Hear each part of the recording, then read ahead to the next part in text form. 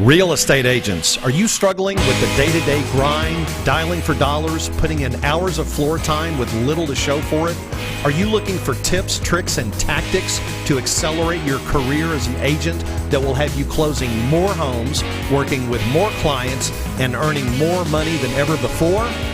Hi, my name's Cliff Freeman, and I've spent the past 2 decades of my real estate career running one of the top brokerages in DFW and personally coaching over 1,000 high-performing real estate professionals across North America. I created this podcast to share the strategies and tactics you need to explode your real estate business. I guarantee it. All right. Boy, my chili is some kind of hot today, folks. I got to tell you what, do not leave, do not unglue your eyes from this podcast right now. In fact, grab your phone, put it on airplane mode, get out a sheet of legal paper, a couple of pens. You're going to want to tear it up, write a bunch of this down today. We have got a special guest on who's going to absolutely blow your mind today. And I'll introduce him in just a minute. So welcome everybody to this episode of Cliff's Notes. Thank you very much. Travis, you out there? How you doing today, my friend? I'm doing good, Cliff. How about yourself? Good. Hey, I just want to get even with you because every time before we do the show here, you always ask me a question for the mic test. So I want to turn the tables here and ask you, my friend, what did you have for breakfast this morning? What did I have for breakfast? You know what? I actually hadn't ate this morning. It's been moving so fast. I hadn't even ate. You know what your mom says about breakfast, right? What's that? That's the most important meal of the day. You know what? The way you kicked the show off today about chili has got me kind of hungry. So you're probably right. There you go, my friend. All right. Hey, it sure is good to hear your voice, man. I miss you. We only get to talk to each other once a week, so it's great to have you here again today. All right. So friends, neighbors, and family, I got to tell you something. A lot of us now are aware that the market is at a slight point of inflection.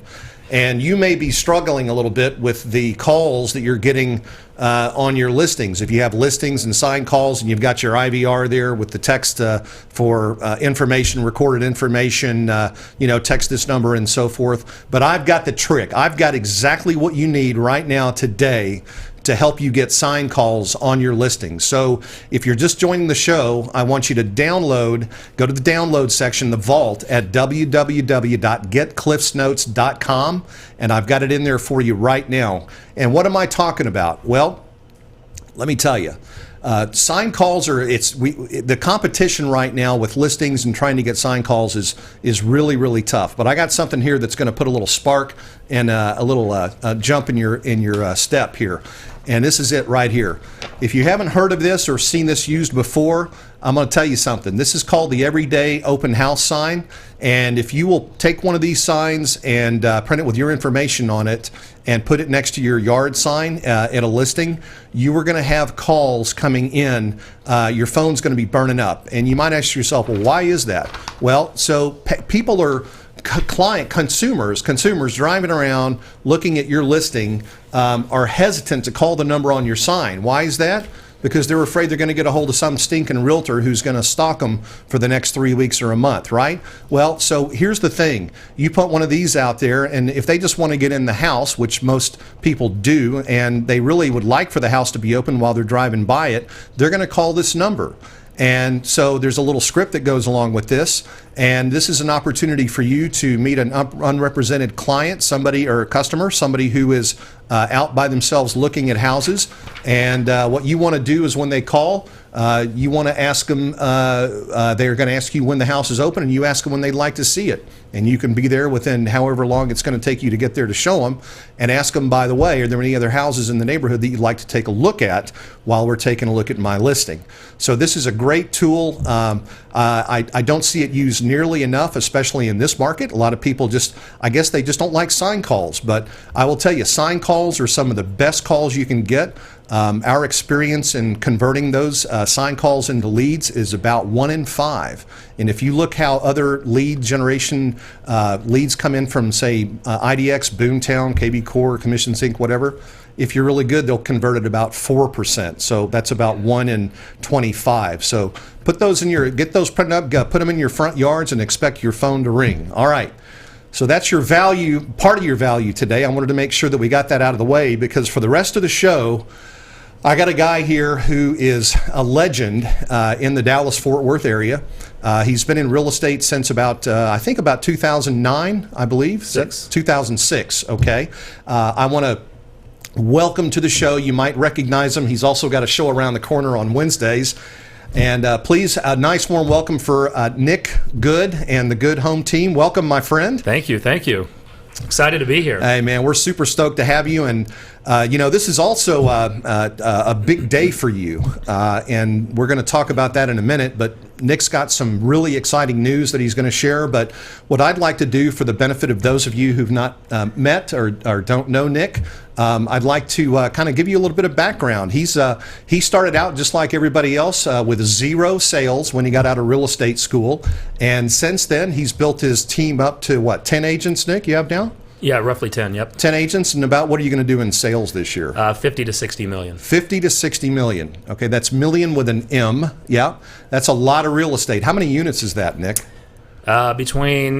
Should be right around 200. Around 200 units. Yep. Wow, that is fantastic. Yep. So your average price point's around what? Around 250 or? It's 250 to, right now it's 275. So last year was 300. So we've seen a little bit of a dip in our average sales price. Okay. Do you use these everyday open house signs? I don't use that, but what I will say is we use something similar. Okay. We use a separate writer. It's a sign that goes in the yard that says text.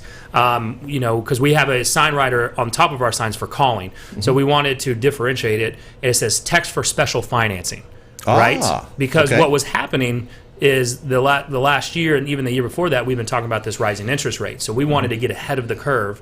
And, every open house, this is great. If you're not doing that, do that, or look for some type of call to action to get these people calling or texting, right? Because, one, if they're calling, they don't want someone to call them back right away, right? So we went to the texting way to test that out, and we've seen an increase in just our sign calls for the special financing offers that we have. Right, that's awesome. Now, do you actually partner with a lender and have the lender take that call, or is no, that not yet. Not yet. No, because we want to talk to them. So what we've actually set up is something cool and more automated. And I can't this is not credit to myself because I'm not tech savvy like that. Mm-hmm. But Alex Yates, who's on my team, he runs in pretty much our entire operations in terms of building out our systems.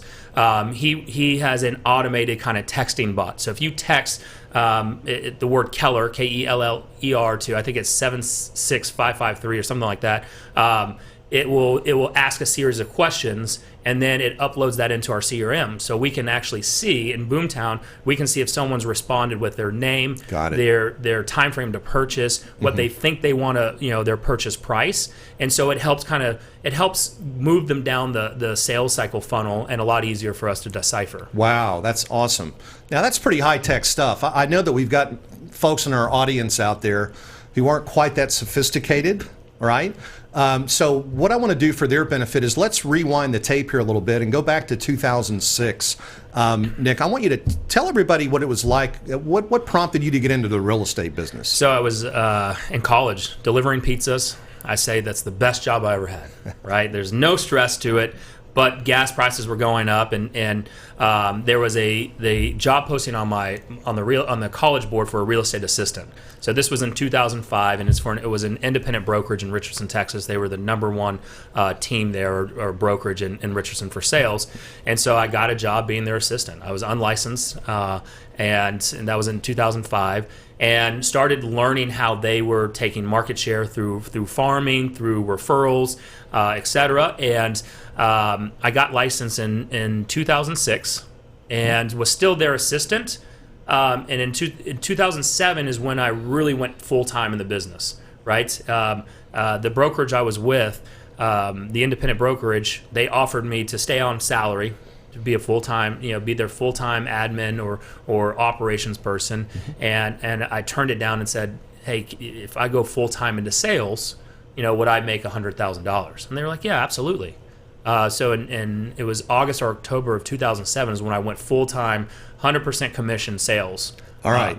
And your goal, you heard that six-figure 100,000, and you're like, man, I got this, right? So Yeah. how many sales did you do your first year? I mean, I made $100,000 my first month. Right. Yeah. No, Wow. and there was no 100,000s there for that part. I sold 3 houses in 2007. 3 houses. Yep. Travis, he was off like a herd of turtles. I liked it. All right. So you got to be kidding me. 3 houses and you had these big dreams. So were you disappointed? Were you ready to get out of the business? What happened? Yes and no. I mean, I wasn't disappointed, right? I mean, I was 2007, I was 24, 25 years old. And, what I was learning is that my friends weren't going to buy from me, right? They were still in college, they were broke. And I had to find other ways to start making sales. And so, my friends' parents weren't buying from me because I was their friend's kid, the kid of their friend, and they didn't trust me.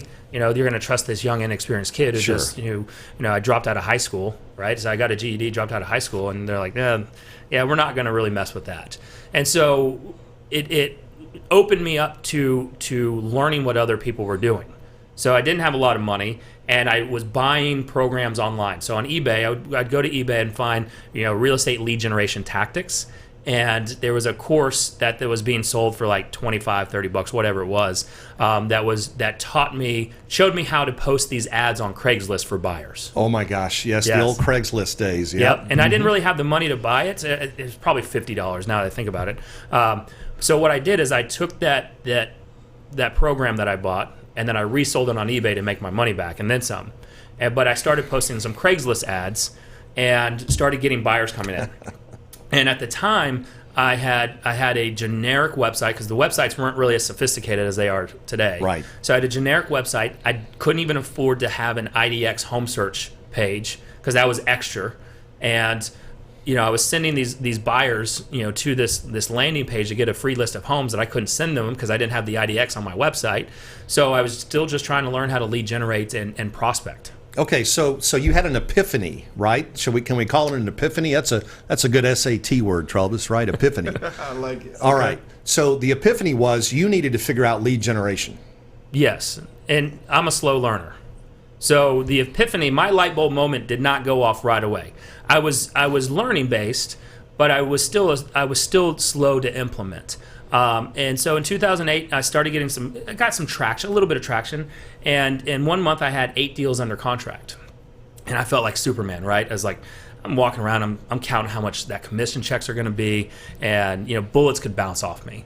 Well, that was right when the recession was starting to hit. All 8 of those contracts fell out. 100% Whoa. fallout rate. And they did not come back to life. I know the feeling, brother. Yes. Yes. And so I'm like, what do? I start questioning myself in this business, and I start looking. I'm like, you know what? I just need to find a job. So I start looking for jobs and going on interviews, and I got a job offer for a asset management company to handle their REO accounts, their Right. foreclosure accounts. Sure. Yep. And my light bulb moment went off of when the job offer was for $55,000 or $60,000 a year. Not bad money. But they required you to work 6 days a week, and they highly suggested that you would work on Sundays and find another day, try to make 8 days a week happen so you could hit the bonus structure. Mm-hmm. And so my light bulb moment went off of, if I learned how to spend as much time they want me to work in this job, if I did that in my real estate business, then money would never be an issue. And so if you think about what I just did, hunting for a job, going on the job interview, having to win the interview, and then having to do the job to get paid. It's the same thing that we do in our real estate business day in and day out, right? We have to go find motivated sellers and buyers. So we have to go hunt or talk to our sphere to see, hey, do you know anybody that's thinking about buying or selling? We then have to go in the interview and win, and then from that interview win it. And then we have to go do the job that we said that we were going to do so we can get paid. Right. It's the same thing of working in a 9 to 5. Yeah. So Yeah. that was my light bulb moment. That's when I jumped all in and learning as much as I could through the Millionaire Real Estate Agent book, through Jay Kenner and Michael Reese's coaching, and everything else. That's when I went all out. Which is where you and I met in 2009. Correct. Yeah. And so you've been it sounds to me like you're a sponge. You like to learn, constantly learning. If you were to sit down with an agent who was in your shoes, and let's say they've been in the business for a year or two, what is the best advice that you can give them? What's the one thing that they can do to get them to pivot and to really get engaged and get in gear and start getting their real estate career accelerated? So, I mean, my first advice would be to start mimicking what the top agents are doing. And more than likely, if they're sputtering in their business right now, if we were to break it down, the number one thing that they're not doing is being consistent and true to their lead generation. Okay, so let's let everybody write that down, please. Be consistent and true to your lead generation. Now, people out there can say, well, gee, Nick, I'm looking at the top agents. They're like you. They're selling 200 houses. I can't even conceive of that. I've never sold more than 10 in a year. So what you're saying is, look, it doesn't matter, right? You got to develop these habits, these good habits of consistency. How many hours a week do you think a new agent or an agent that's been out there for a year or so should prospect a week? How many hours a week? At minimum 3 hours a day. So what is that? I mean, 15. 15. That's 5 days a week. Here's the thing: if you're serious about this business, this should be a 7-day-a-weeker until you start getting consistent income. Right. I did it every day for 7 days a week up until probably 2014. So then I went to more of a Monday through Friday to take control of my schedule again. But I went all in this business, and it can be rewarding. This business, we didn't grow up with a lot of money. We were middle class, and my brother and I partnered in 2009. So the Good Home Team was founded in 2009. And we paid ourselves $500 a month. You know, that's when we started coaching with you, right? So $500 a month, and reinvested the rest. My truck payment at that time was $525. I was losing just on my truck payment $25 a month, but I believed in the end game. And so, you know, in 2010 we got a big raise to $1,500 a month, right? We lived below our means, and started in 2010. Something that you even mentioned, you know, before the show, is that we can't focus on two things. Right, my brother and I are very much alike. We're very hardcore driven people. So I took over really working on the traditional real estate side. He took over the investment company side. And from 2010 on, we've been able to build an investment company that has over $80 million worth of investment holdings. Wow. But that was all driven from the Good Home Team money that was earned on sales. So you bootstrapped that. It was a snowball. You just 100%. kept building cash flow. Yep. And building upon building cash flow, that type of thing. All right. So you hit on something. I want everybody to listen to this. You said something very profound that every real estate agent who's transitioning from another job into real estate needs to hear.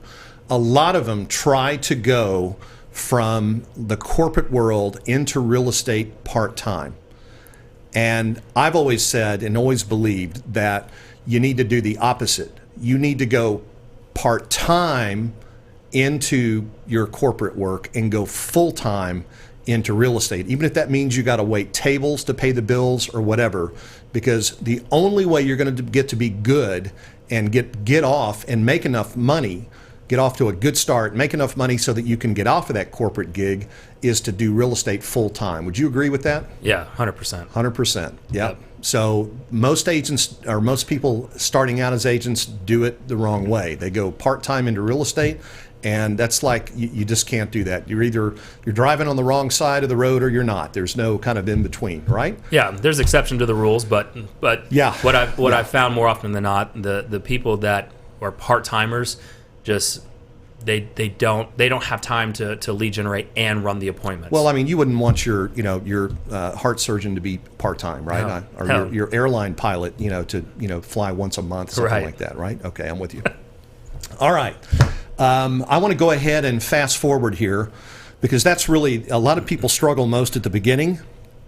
There are places that people can go to learn how to get through the middle parts and so forth. But right now, we said earlier that you've got 10 agents, and you, by the way, you've learned to pick people really well. You've got some great agents. Let's speak to another part of your business now, just for a couple of minutes, and talk about your agents. Tell me, how do you find agents, and what are the criteria that you use to hire those people? I mean, it used to be if you had a pulse. you could join the team. Okay. And what I found with that happening is that we didn't attract a lot of talent, right? And so, I'm fortunate enough. I have a great core group of people right now.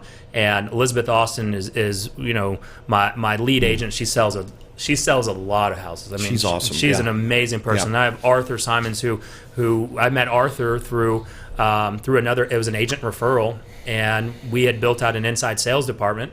And he came and worked for us in our inside sales department, and then we transitioned him to an agent. Mm-hmm. And I've got Brian Murray and David Bitnick and Nancy and all them, and that's through sometimes they're through referrals, sometimes that's through Facebook postings, and sometimes that's just through word of mouth of who we are today. Mm-hmm. And how long has Elizabeth been with you now? I believe I think we're going on 3 or 4 years now. 3 or 4 years. Yeah, So, I think 4. So you really, you don't have a lot of turnover in your group.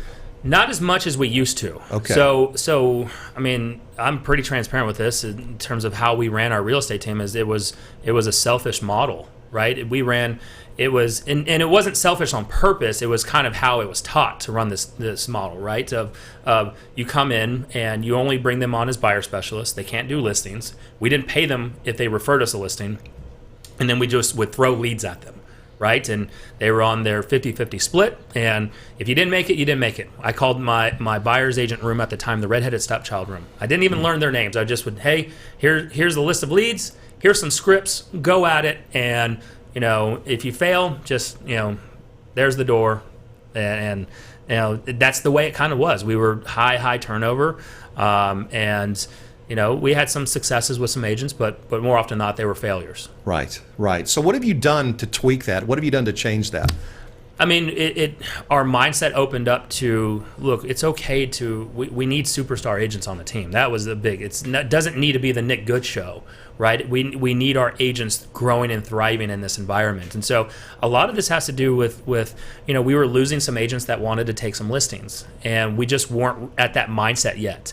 Right. And then Elizabeth Austin joined us, and she started pushing us forward. She ran my team for 2 years as our team leader before stepping back and going back full time into production, which is she's amazing at. She's a killer at that. And it was kind of seeing how their income growth, with their income growth and opportunities within our team, as that continues to evolve and grow, what happens to our company? Our company grows. Right. So okay. It pushes the ball forward for everyone. Okay, so you learned really about how to build a team. Are you a fan of Patrick Lencioni that wrote the 5 dysfunctions of a team, and then he wrote another book called The Team Model? I'm sure I would be. I haven't read it. He talks about 3 things that are necessary, not sufficient, but necessary conditions to be on a team are that you're hungry, you're humble, and you're smart. Okay, or it's actually humble, hungry, and smart. But the idea being that you don't want a bunch of prima donnas. I just had an epiphany here. It just reminded me of another large brokerage now that's going in and scooping up a lot of top producing agents in what they're dealing with. We won't mention any names. But being humble is a key thing. You're very humble, Nick. You're just, I know you're a spiritual guy, and I know that you really just, you're not in it just for yourself. You said it a minute ago. It's not selfish. It's not all about Nick Good. And this kind of just leads into another thing that I want to talk about is, and if you guys that are watching, if you haven't been on social media, you must be either asleep or have sleep apnea or something. But certainly by now, everybody knows that you just made a big change, a big announcement yesterday. Tell us a little bit about that, and tell us why you decided that it was better for you and your team to make that transition. So we transitioned from Keller Williams, which is where I've been since 2007, to EXP. Mm-hmm. So the decision was one of the toughest decisions I've ever made in terms of running our real estate business. And when we analyzed it, it made a lot of sense, not just for me, but for our agents, right? So I look at this in terms of where is the growth opportunity for team members on a real estate team? And unless you can scale it really fast, there's not a lot of opportunities for them, right? So, how do they increase their income? Well, right now, the only answer is sell more houses. And what do they do with that extra money? Well, you can go and invest in some projects with us, but you have to have, 10, 20, 30, 50, $100,000 to get into it. So we were looking for ways for our agents to make more income, and the EXP model allows that opportunity to happen, right? So, when I sat down and analyzed it with our team, my team can come in at EXP and can build a revenue share downline that is very similar to how I explained it to them. Is it's like getting rental properties, right? The baseline for an okay rental property is a $200 positive a month cash flow, so about $2,400 net positive a year. Got it. A capping agent at EXP is $2,800 a year. Right. So one capping agent is very similar to about a decent okay rental property that you have to go put down about 20% on. So you've got to have some cash out of pocket in order to do that. Plus you have to find the deal, then you got to manage the tenant, etc. So I looked at this opportunity as my agents can go and track people in, earn revenue share income from that. There's stock options that they want to take advantage of the stock. Not everyone will, but there is those multiple income stream doors. It's possible for them when it wasn't possible at anything else that I analyzed and looked at. Right. And I just, it's interesting you say that. This notion of sharing revenue is not new. Trammell Crow was doing it back in the 80s on commercial deals. Gary Keller studied that model and he actually started out with revenue share, converted it to profit share because he couldn't figure out a way to make that sustainable. But the reality is that this is nothing new. It's simply new to the real estate industry at the residential level. And it's the first time that this has ever been done. And it's obviously, if you folks have seen all the news and stuff, everybody watching out there about, EXP this and other things about what's going on, the growth and so forth. It's all been really incredible to watch. But back to your decision to do that, your heart was with your agents. You knew it was a better decision for the welfare of your agents, which, really, if you take care of, Richard Branson says, if you want to have a great business, take care of your employees and your employees will take care of the clients. Don't worry about taking care of the clients. And that's where that customer experience happens in our business. All the brokerages are not consumer facing brands. It happens at the one-to-one level, down on the wrestling mat when you're wrestling with a client, right? And that's where that consumer experience is delivered. And if you've got happy agents, then obviously that's going to contribute to the welfare of your team as a whole, right? Of course. And happy agents also means that they're earning a good income, right? So, if now we've opened the door with multiple income opportunities, it's theirs for the choosing, and I can also help build it with them. Right. So it gives us that other opportunity, and let's not negate the fact that we're learning more in building and taking more real estate. Just through what you're offering here with the open house strategy and what, you were my coach in 2009, right? You've got real estate coaches in it. You've got Jay Kenner, Michael Reese, and Albie and all them, and they're opening up and sharing what's been working in their business. Right. Curtis Johnson, how many homes are all these people selling that they're willing to just open up their playbook and they're not charging you for it? Right. 4 out of the top 11 RE/MAX. We've got, on the West Coast, we've got Dan Beer and Senior Whistle out there and that group. And boy, I'll tell you, we got some real strong players. But, the reality is you were talking about the typical real estate agent's source of retirement was going to be acquiring investment properties. I did the math based on, and I've been with EXP for 2.5 years, and I've been blessed, and I am not a recruiter. I just, I happen to know some very good people, and I was doing the math based on what my revenue share is a month now, and I would have to own, I think, in the neighborhood of 200 rental properties. Actually, at 200 a month, I'd have to own probably close to 600 rental properties to be able to generate that kind of passive income. And that's not, for the typical real estate agent, that's not achievable. And not everybody can do what, is going to be able to achieve what I've done. But, certainly, to be able to get an extra 2 or 5 or maybe even $10,000 a month over time, over a long period of time. This is not a get-rich-quick scheme or anything like that, but that could make a significant impact in somebody's lives. I mean, it could be a mortgage payment, a car payment. It could be getting the difference between your kid going to a great college and just going to where they can afford to go and that type of thing. So it's really meaningful. I really do understand why you say and why you did that for your agents. And, that doesn't even touch really on the equity purchase program, where agents can take 5% of their commission income and purchase stock at a 20% discount. And by the way, I've heard it said. Have you heard it said recently that EXP stock is a penny stock or anything like that? Not anymore. I mean, I heard it. Look, I've been analyzing this for over a year and a half now, and then I was hearing, penny stock, and there's no way that they can sustain with that model, and I've heard that. I call it propaganda because I've heard that about other companies too that are still around. Sure. And what I've realized is that's just the propaganda is designed just to keep you in their system, right? Yeah. Regardless of wherever you are. Right. I mean, we do it. We did it on the Good Home Team at times. Like when back in the day when we had a lot of turnover. Oh, they're not going to make it. That's a wrong decision. Right. Right. And you had to make sure that the back door wasn't left open so your agents are slipping out. Right. And so to me, I look at it from a sense of, here's the deal.